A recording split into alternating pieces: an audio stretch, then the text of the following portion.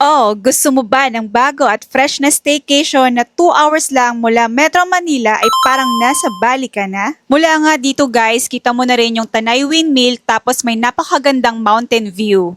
Meron ding malinis na ilog dito na pwede nyong pagliguan, pwede rin kayo dito mag-picnic o mag-bonfire. Tapos meron din silang Malabali-inspired na infinity pool na perfect spot to unwind and taking photos. May 3 spacious rooms din sila for big groups, plus indoor activities like billiards and beer pong. At kung gusto mo naman ng adventure, meron din silang ATV rides na for only 500 pesos. So, saan ang next gala ni Petit? Tara, samahan niyo ako sa The View Deck by Puerto San Andres. Papunta nga dito sa staycation guys, meron lang rough road pero kaya naman ng 4 wheels at mga motor. Madali lang makita to guys kasi along the road lang naman. Ayan, tapos pagpasok dito, kita nyo na agad yung kanilang infinity pool. Ito talaga yung pinaka-favorite spot ko dito. Ang ganda ng Bali-inspired design tapos surrounded pa ng lush trees kaya ang peaceful ng vibe habang nagsiswimming ka. Bonus pa yung relaxing mountain view sa harap na parang ang sarap lang mag-unwind at enjoy yung moment. Adjacent sa swimming pool ang open living area na may cozy ambience at warm woody tone interior. May TV na rin with Netflix para sa movie nights, plus high-speed wifi pa sila dito guys kaya pwede rin kayo mag-work habang nag-e-enjoy. Syempre, hindi rin mawawala ang karaoke bonding. And then, alfresco naman yung setup dito sa kanilang dining area with long table. Oh, wala munang diet kasi mas mapapasarap yung kain mo dito with the relaxing nature views. And then, kompleto na rin ang kitchen essentials including utensils and kitchenwares. Lulutuin na lang yung dadalin mo. Tapos, pwede na rin kayo mag-ihaw dito with the griller. Dala na lang kayo ng uling, guys. And no worries kasi no corkage fee naman dito.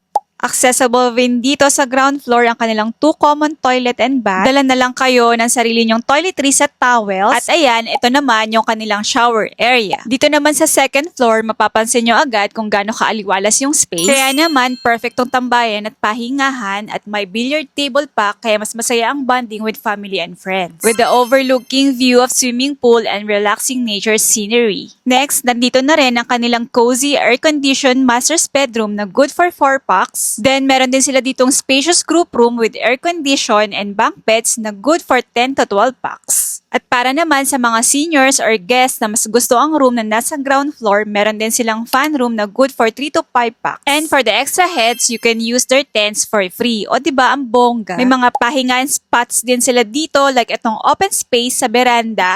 May duyan din at garden area na perfect for quiet moments, morning coffee, or simpleng pag-enjoy ng fresh air at nature. Hindi din kayong boboard dito dahil meron silang mga indoor activities like card and board games, billiards, beer pong, pickleball, at badminton.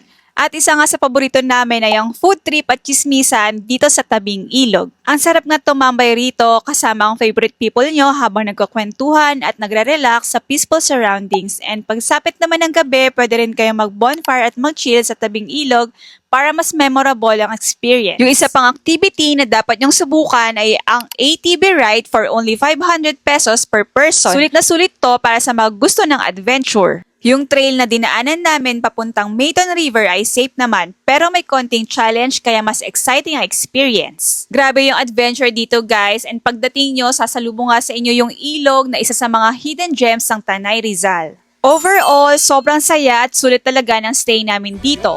This place is definitely worth checking out. For bookings and inquiries, visit their official Facebook page and plan your next getaway. And that's it guys. Thank you for watching. Another day, another gala. See you on my next adventure. Gala ni Petit!